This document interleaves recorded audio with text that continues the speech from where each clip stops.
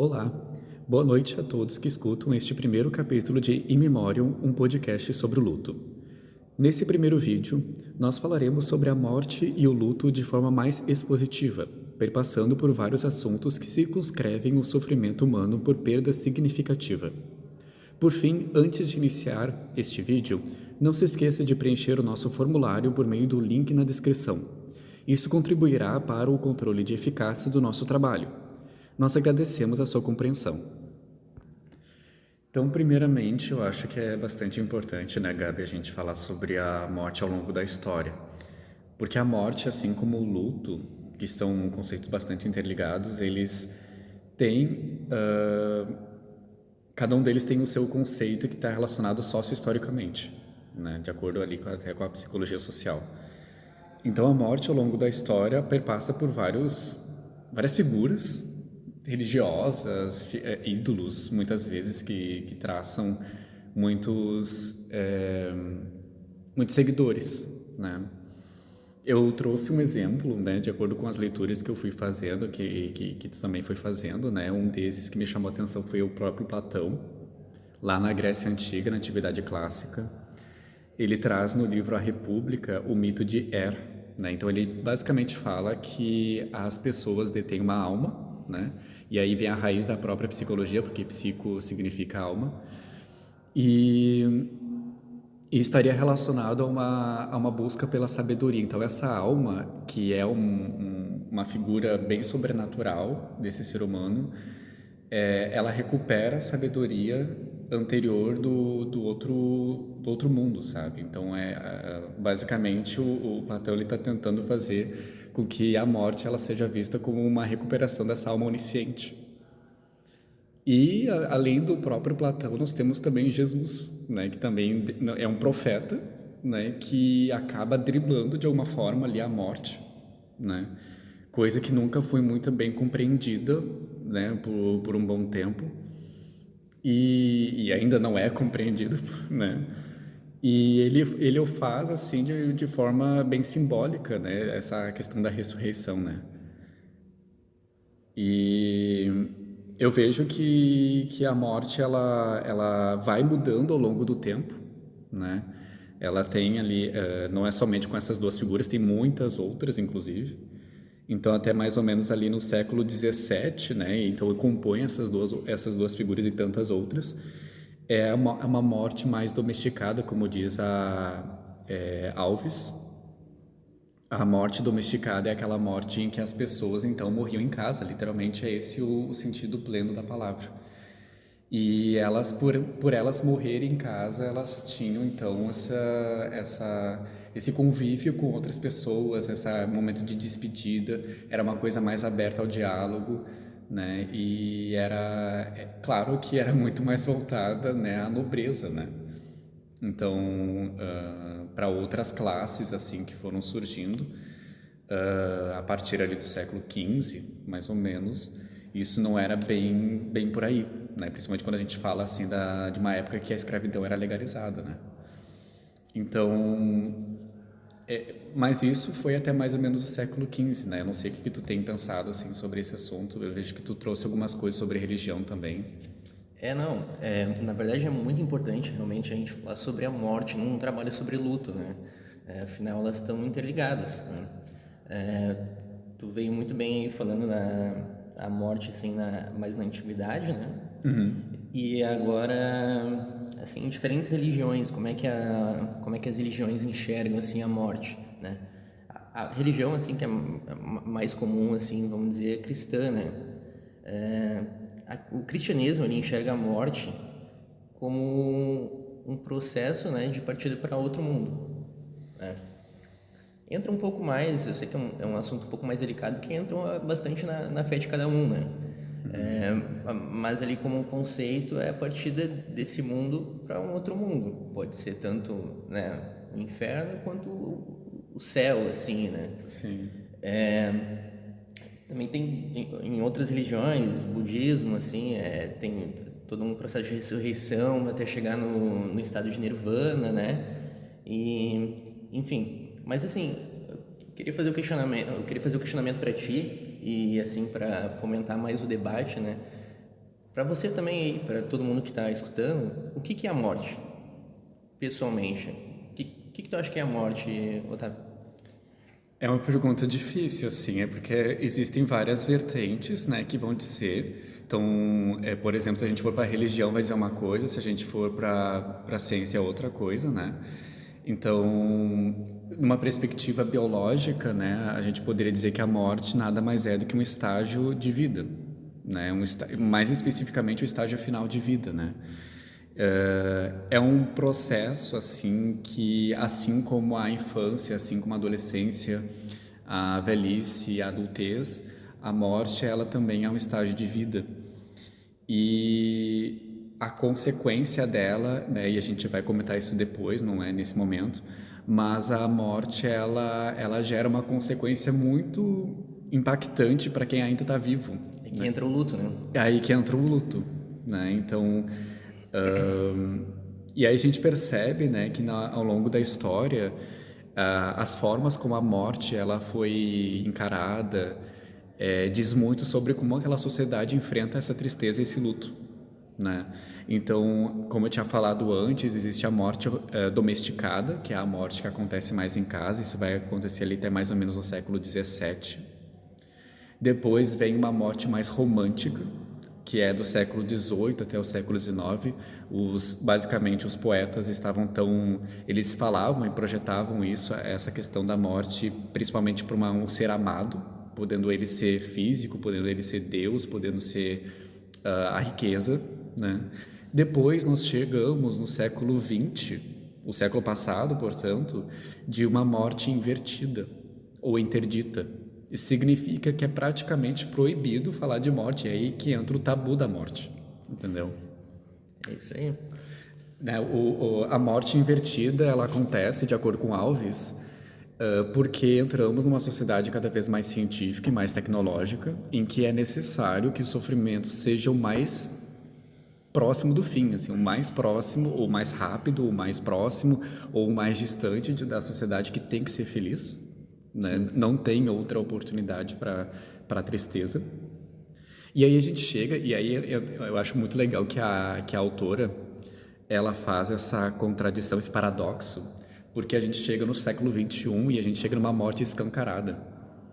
Então a gente vê morte o tempo todo na televisão, né? Então assaltos, homicídio, suicídio, desastres naturais. 2020, 2021, Covid, né? Exato, exatamente. Então a gente tem essas mortes mais escancaradas e ao mesmo tempo é proibido falar sobre morte.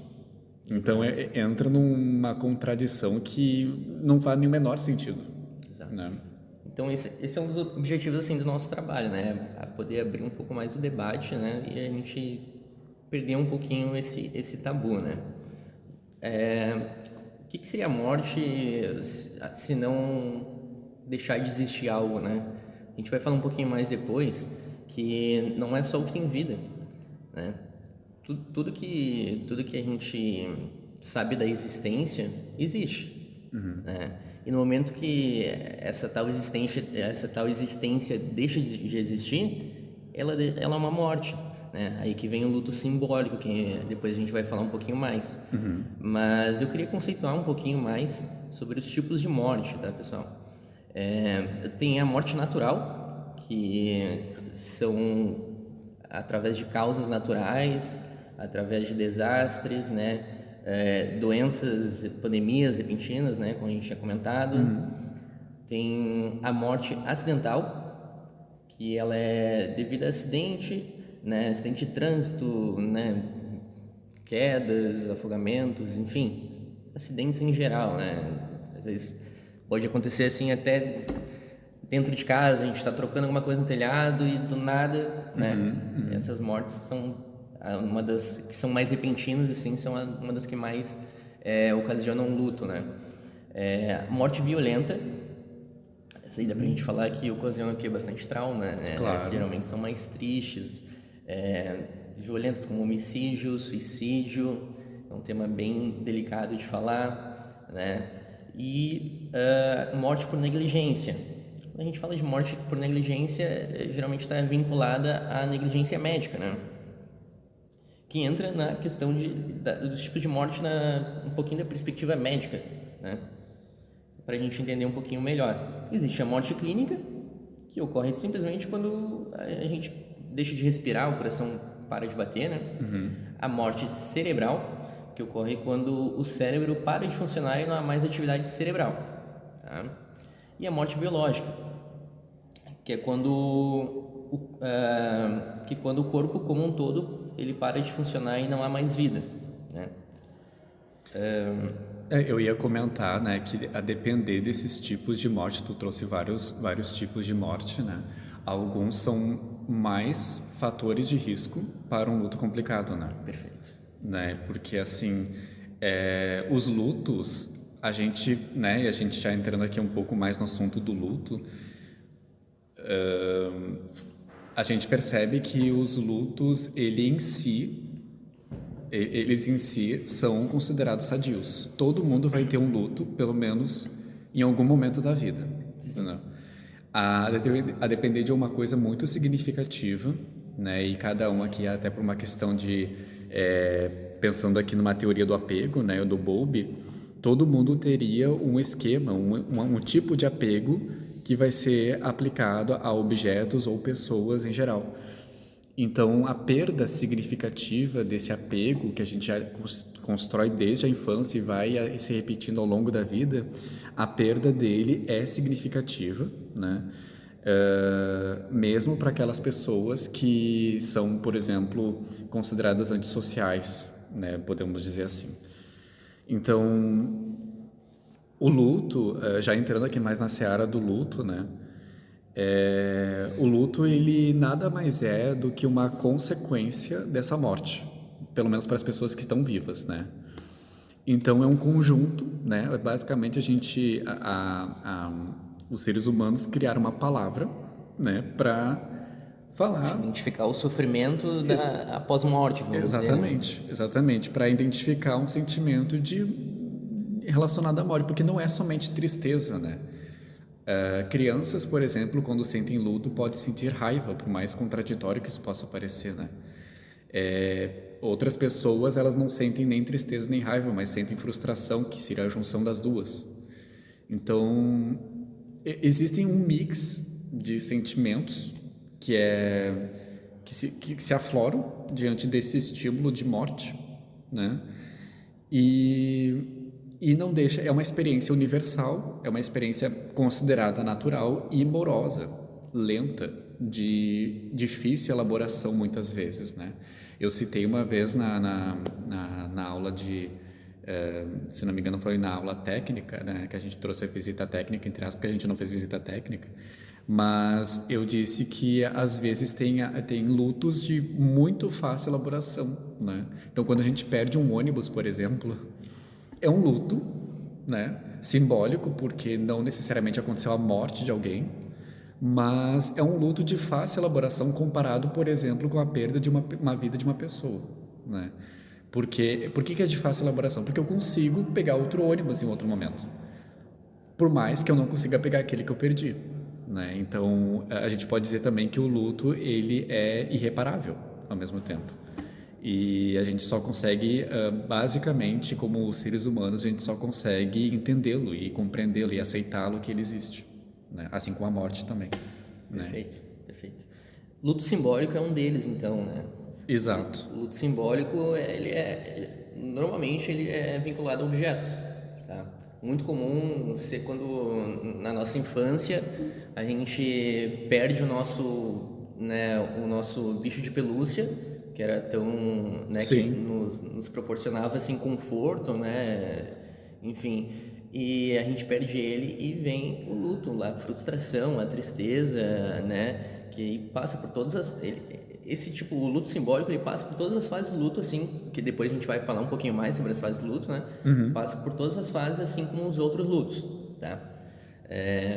Outro exemplo, assim, que é sempre a gente gosta de falar é a pessoa que tem cabelo longo, assim, e acaba que, por motivos ali pessoais, enfim, acaba, né, cortando o cabelo. Algumas pessoas sentem um é uma luto parte muito do forte. corpo que é importante, né? Sim. E, enfim, tem outros lutos também, né, pessoal? Eu até ia citar outros exemplos. Eu lembro de ter visto sobre pessoas que fazem cirurgia e precisam retirar uma perna, um braço, né? A síndrome do membro fantasma, que as pessoas costumam falar, né? Então, isso também é considerado um luto simbólico, de certa forma. Né? Basicamente, a pessoa ainda sente que ela tem aquele braço ainda. Né? Ela ainda não entendeu, não compreendeu, ou então é difícil ainda de elaborar que ela perdeu. Claro. Né? E tem outros tipos, são 4 tipos de lutos mais comuns, né? Que a gente vai falar um pouquinho mais agora. Um deles aí é o luto simbólico, né? Outro luto também é o luto concreto, né?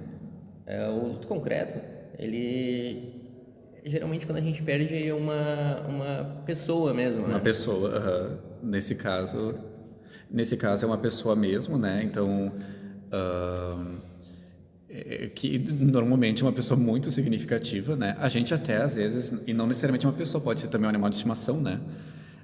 Algo com vida. Algo com vida, algo bastante significativo, né? Porque e assim, é uma coisa que depende bastante do vínculo que tu tinha com essa pessoa também e dos vínculos que tu tem com outras pessoas, não necessariamente com essa. Porque a depender da pessoa que morreu, às vezes tu sente até prazer pela morte dessa pessoa. E isso não necessariamente diz que você é uma pessoa ruim, né? Então, é uma pessoa distante, é uma pessoa que tu nunca viu na vida, né? Às vezes, mortes de ídolos, a gente sente mais luto do que pessoas da nossa família, a depender do vínculo que a gente tem, né? Claro. Então, É que é bacana falar sobre isso, na verdade, né? Às vezes o nosso ídolo, assim, é uma coisa que nos traz, assim, conforto, é o nosso entretenimento, às vezes, né? A nossa dose de alegria, assim, né? Para sim. pessoas que precisam mesmo, né? E acaba perdendo essa pessoa, né? A gente tem aí várias figuras aí muito famosas que perderam a vida repentinamente, né? Tem Michael Jackson, um ótimo exemplo, que era muito famoso, né? Eu ia até comentar do Paulo Gustavo, pelo Covid, né? E a Marília Mendonça pelo acidente de avião, né? Então, assim, são pessoas que a gente nunca viu na vida, né? E ainda assim, muitas pessoas sentem luto por elas. Tipo assim, como eu sinto luto por uma pessoa que eu nunca vi? Bom, acontece que você tinha um vínculo, na verdade. É por mais que seja um vínculo totalmente diferente de outros, E é né? empatia, né? É, Mas também tem o luto até de um relacionamento, né? Legal a sim. gente falar. Tem um relacionamento às vezes que é tão importante pra gente ali, né? E acaba às vezes terminando o relacionamento, isso também é luto. Isso também é luto, tá, pessoal? A dor ali, a negação que a gente tem ali, também faz parte de um processo de luto, tá? E quando é aquele relacionamento, por exemplo, que é extraconjugal, ou então normalmente é um luto que não é reconhecido, né? Então, se tu vai comentar isso com alguém, tu vai ouvir mais críticas do que conforto, né? Então, também tem outros lutos, e isso a gente vai falar depois, tem outros lutos que não são reconhecidos pela sociedade em geral, né? Tu ia comentar de outros tipos de luto? Ah, sim. Acho que eu vou dar um exemplo para vocês bem legal que eu tava pensando agora. Acho que bastante gente já deve ter assistido a série Breaking Bad, né? Logo no começo da série, o Walter, ele descobre que vai ter câncer, que tem câncer, né? E assim, a série começa nisso, né? E já mostra assim uma perda de sentido ali no momento para ele, né? É, ele começa a ter ali realmente resquícios do que é algumas das fases do luto, que é a negação. Então, o que ele começa a sofrer ali, pessoal? Ele começa a sofrer um luto antecipatório, Perfeito. né? Né? Antes, Eu só ia até comentar, é a perda da integridade física, né? Então, assim, eu era saudável antes, agora eu tenho essa doença, não, que não tem cura. perfeito. E ali ele sofreu a notícia que ele tinha 2 anos de vida, né? Então, claro, tem suas, entre aspas, vantagens e desvantagens, né? O luto antecipatório, por exemplo, ele sabe mais ou menos quando ele vai morrer, então ele tem tempo para digerir isso, né? Ele tem tempo para pensar nas atitudes que ele teve ao longo da vida, pode consertar isso, sabe? Ele pode morrer em paz, assim, né? Mas, enfim, ele começou a sofrer isso, né? Dificuldade de aceitar com a perda. Do luto antecipatório, que não acontece apenas como tu trouxe exemplo muito bem da série Breaking Bad, mas também, por exemplo, quando nós temos, por exemplo, um caso de uma pessoa hospitalizada, que a gente sabe que ela vai morrer, isso acontece bastante nos cuidados paliativos, né? Perfeito. Então, o pessoal da enfermagem normalmente está mais voltado a esse assunto, né? Mas não somente a enfermagem, nós temos terapeutas ocupacionais, nós temos psicólogos, psiquiatras. Os cuidados paliativos é um ramo, não é bem o assunto desse vídeo, mas é um ramo que trabalha com pessoas que já sabemos que vão morrer. E é um assunto bastante difícil, normalmente a intervenção acontece dentro de uma UTI, né? E o luto antecipatório gira em torno dos familiares, né? E também dos profissionais, né? A gente está se preparando para a morte, né? Exatamente, né? A ideia dos cuidados paliativos é trazer uma boa morte, na verdade. Porque, como a gente tinha falado antes, por a morte ser um estágio de vida como qualquer outro estágio de vida, assim como a velhice, assim como a adolescência, então não é de se pensar que fazer uma morte interdita, uma morte invertida, né? Aquela morte, como eu falei antes, que não pode ser dita, que é um tabu, que traz tristeza e depressão, é de se pensar que é necessário que essa pessoa tenha o direito de ter uma boa morte, né? E assim os familiares terem um luto compreendido, um luto, né? A ideia dos cuidados paliativos é mais ou menos essa, né? Agora, falando de mais um tipo de luto, tem o luto patológico também. O luto patológico é comum, assim, ele vir de mortes que são mais repentinas, mortes por acidente, né? Mortes que, assim, elas acontecem de uma forma que a gente não esperava. Foi muito rápido, né? E a gente precisa processar isso. Agora, umas características do luto patológico. Ele é o único que está, por exemplo, no DSM, né? Ele é o único que serve assim como a característica que ele é uma doença, né? Qualquer outro tipo de luto ali não é doença. Ele é importante até a gente ressaltar que ele é visto, o luto ele é visto como uma fase natural da vida, né? E é normal a gente passar pelos processos ali do luto, tá? Agora, quando esse luto ele passa de 6 meses, ele deixa de ser, entre aspas, normal. 6 meses em crianças e adolescentes, né? E 1 ano em adultos, né? Conforme diz o DSM. Isso. A gente tem ali as fases do luto que a gente vai falar agora em seguida, né? Mas o que acontece? A pessoa ela passa por todas essas fases também, tá? Só que de uma forma mais intensa. De uma forma mais intensa, né? E por mais tempo, tá? E, enfim, ela pode acabar gerando ali uma depressão posteriormente, né? Porque qual é o pior, assim, do luto patológico? A gente acaba se entrando, não é nem na questão da tristeza, mas o que é pior do que a tristeza é o desânimo. Porque o desânimo, eles nos deixa numa rotina desanimada, uma rotina sem produtividade, né? Que é uma coisa que entra diretamente no quadro depressivo, né? E por isso que muitas vezes a pessoa acaba ali entrando numa ansiedade, né, mais generalizada, né, e realmente o transtorno depressivo. Eu ia afirmar que o transtorno, então, a gente pode pensar, né, o transtorno do luto prolongado, quando ele é diagnosticado, que é casos muito específicos, né? Ele está dentro ali do DSM-5-TR como um transtorno de estresse. Então, ele está dentro da mesma família que o TEPT, por exemplo, o transtorno de estresse pós-traumático. E porque acontece um fenômeno que estressa a pessoa. Sim. É uma morte, né? Morte de uma pessoa, né? E ele é fator de risco para outras doenças, né? Então, o transtorno depressivo, muito comum, né? Muda o humor da pessoa. A pessoa estava eutímica, ela passa a ficar deprimida. E aí ela pode, então, entrar num quadro depressivo, né? Então, vamos falar um pouquinho sobre as fases do luto agora? Pode ser, vamos... na verdade, eu ia antes comentar das fases do luto, porque eu acho que é interessante, porque o luto, ele não foi só estudado agora, né? E assim como a morte, o luto também ele é estudado há muito tempo, né? Perfeito. Eu ia comentar o próprio Freud, né? Na visão psicanalítica. O Freud, ele tem... A gente poderia citar dois textos dele, tá? Sobre a questão do luto em si. Ele tem um texto chamado Além do Princípio do Prazer.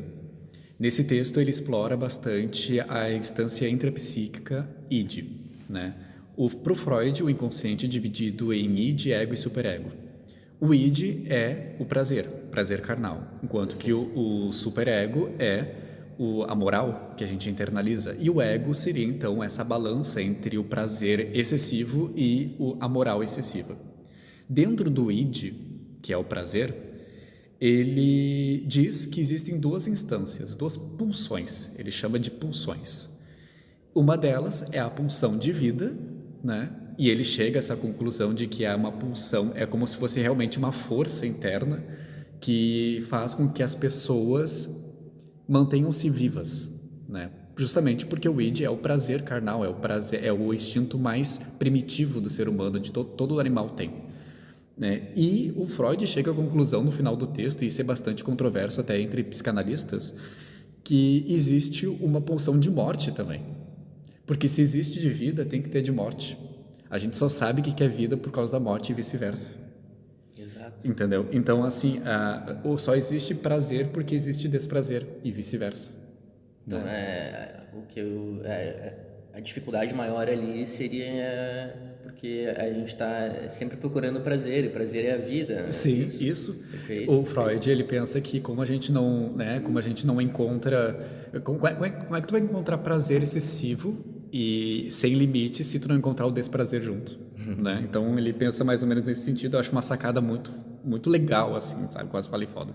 Mas enfim. O segundo texto do Freud é mais lógico. O Freud tem um texto mais específico sobre luto, se chama Luto e Melancolia. O Freud faz uma diferenciação entre luto e melancolia. O luto, para o Freud, é sadio, é saudável, é basicamente uma perda, como a gente tinha falado até então. Esse texto, para vocês terem uma ideia, ele foi escrito em 1916 e até hoje ele segue bastante atual, né? A psicanálise tem textos maravilhosos sobre luto, né? Inclusive as fases do luto, né? Que também é de uma visão psicanalítica. O luto, ele então para o Freud é apenas uma perda, mas eu consigo, o ser humano que sente luto, ele consegue perceber que a perda é externa a ele. Enquanto que a melancolia, né, que é hoje considerada depressão, né, na época era chamado de melancolia, né, ele considera como um ser humano que empobreceu o ego, né? Então, o ego, que é uma instância intrapsíquica, como eu tinha comentado, é aquele que balanceia entre o id e o superego. A melancolia, então, seria esse empobrecimento. É um ego que não está fazendo bem o seu trabalho, né? Então, o Freud ele chega mais ou menos a essa conclusão com esses dois textos, né? Além da visão psicanalítica, nós temos também a visão cognitiva, né? A visão cognitiva comportamental, que é uma outra visão, assim como a psicanálise é uma escola dentro da psicologia. A visão cognitiva comportamental, a gente poderia pensar que a morte ela é um estímulo. A gente aprende que esse estímulo é bastante aversivo, porque é literalmente uma perda. A criança ela não sabe o que é morte. A gente pergunta para a criança é bastante concreta, né? Então ela vai sempre perguntar morte como, né? Ela foi pro céu. Ela foi pro céu, né? Inclusive é um adendo, né? Ao falar de morte para crianças, seja o mais compreensível possível e não traga metáforas, né? Porque a criança, né? Ele viajou. A criança vai procurar por essa pessoa que morreu e não vai encontrar, né? Na verdade, o que acontece? A criança ela ainda não tem assim muito essa questão de entender sentidos figurados, né? Ela Exato. é muito concreta, né? Exato. É muito literal. Se a gente falar que viajou, vai imaginar que realmente viajou para algum lugar. Exatamente. Né? Virou uma estrela. A criança vai olhar para o céu a noite toda, né? Então assim, essas metáforas, elas mais atrapalham do que ajudam. É interessante mostrar para a criança que a morte, ela é algo que é aversivo e a criança vai ter que passar. Ela consegue entender da forma como, né, de acordo com o estágio de desenvolvimento dela, ela vai entender da forma como a depender de quantos anos ela tem, Perfeito. né? A morte é um estímulo aversivo, mas a gente aprende a achá-lo aversivo. E o luto, ele nada mais é do que comportamentos associados a esse estímulo aversivo. Então a gente falou aqui sobre vários sentimentos, né? Crianças normalmente sentem raiva, adultos fazem barganha, né? Ou sentem medo, ou então, enfim, sentem tristeza, que é o mais comum, mas não somente ele. E o luto nada mais é do que um comportamento, né, ou um conjunto de comportamentos que, por consequência, é reforçado ou punido, né? É isso à luz da própria análise do comportamento, né, de acordo com o livro Princípios Básicos da Análise do Comportamento, do Moreira e Medeiros. Além disso, né, nós temos que pensar também que existem alguns lutos não reconhecidos, né? A gente também falou sobre, por exemplo, o término de um relacionamento extraconjugal, né? Se tu conta isso para alguém, ninguém vai, né, praticamente ninguém vai te dar a mão, né? Ninguém vai chegar como luto, né? Vai enxergar como uma safadeza mesmo, né? Tu parar para pensar, né? Então, Mas, claro que a gente como amigo tá ali para compreender, né? Mas se, por exemplo, tu entrar numa tristeza ali, tu realmente passar pelas questões do luto, a gente não é completamente compreendido, sabe? sim, sim. Não, e às vezes, assim, alguns autores, né, vão falar dos lutos não reconhecidos, né, mas a gente para pensar, existem lutos comuns, mas que ainda também não são reconhecidos. A gente falou ali da morte invertida, por exemplo, né, E gera muito tabu, né? que gera tabu, com Gera muito certeza. tabu. Tem o suicídio também. Sim, o suicídio, né? A pessoa que isso acontecia até um pouco, eu acho que mudou um pouco ao longo do tempo, mas eu vejo que ainda continua em alguns lugares, né? Então a pessoa que tentou suicídio ou que consumou o suicídio é de uma pessoa que é considerada fraca, né? Que não é digna de Deus, não é? Enfim, Ela fica meio que estigmatizada, né? estigmatizada e assim permanece até não sei quando, né? A morte de uma pessoa que matou outra, de um homicida, né? Então, de um criminoso, por exemplo, normalmente a morte de um criminoso é comemorada, mas os familiares daquele criminoso, por mais criminoso que seja, normalmente entram em luto, São né? seres humanos, né? Entendeu? Então, e eu acho que aqui talvez um dos mais importantes, né, o luto de homens, né? Muita gente escuta, né, Gabi, que o homem não chora, o homem não pode demonstrar sentimentos, o homem que chora é gay, como se fosse ruim. Então é estigmatizado a ponto de que o homem ele não pode demonstrar o seu próprio sentimento de perda, Perfeito, né? perfeito. Quem Entendeu? não conhece aquela pessoa que tem tanta dificuldade para falar da morte de um ente querido, né? E é claro que tudo bem ter essa dificuldade, é claro que, né, ela tá sofrendo ali e realmente não é fácil falar, né? A gente tem que entender isso. Mas é exatamente isso que a gente queria proporcionar, né? A sociedade tem isso, né? Do homem ali, principalmente, não conseguir falar muito sobre, né? Mas realmente é importante a gente poder se abrir, a gente ter esse sentimento de libertação, assim, do nosso sentimento, botar para fora, né? Sim. Eu acho que era isso, né? Não sei se tu gostaria de comentar mais alguma coisa, Gabi. Não, perfeito. Acho que a gente tá concluindo bem a ideia, né, do que é o luto, mas a gente está construindo aqui entre eu e tu, né, Otávio? Mas a gente quer construir entre vocês todos, assim. A gente realmente quer fomentar o questionamento, né, do luto, de falar sobre o luto, falar sobre a morte, né? Essa é a nossa ideia, pessoal. Assim, o luto, por ser uma experiência universal, né, a gente entende, e a ideia desse trabalho foi justamente por aí, independentemente, né, claro, eu e tu, a gente faz o curso de psicologia, né, mas por ser justamente universal, pode aparecer num consultório de fisioterapia, pode acontecer, né, num consultório médico e interferir em diversos tratamentos também, né. Perfeito. Então, É por isso que a gente tem que entender um pouquinho mais de como lidar com o luto, exato, de uma forma introspectiva, para a gente que exatamente. está sofrendo de luto, mas também a gente quer entender, assim, a gente quer proporcionar o entendimento de vocês de como ajudar alguém que está sofrendo de luto, né? E é mais ou menos por aí que a gente vai continuar no próximo vídeo, né, em relação a como lidar melhor com esse sentimento de luto. Luto esse que vai aparecer em algum momento, né? Espero que da melhor forma possível, mas que vai acontecer uma coisa que é incontestável, né? Então a gente esperamos vocês no próximo vídeo. Até logo.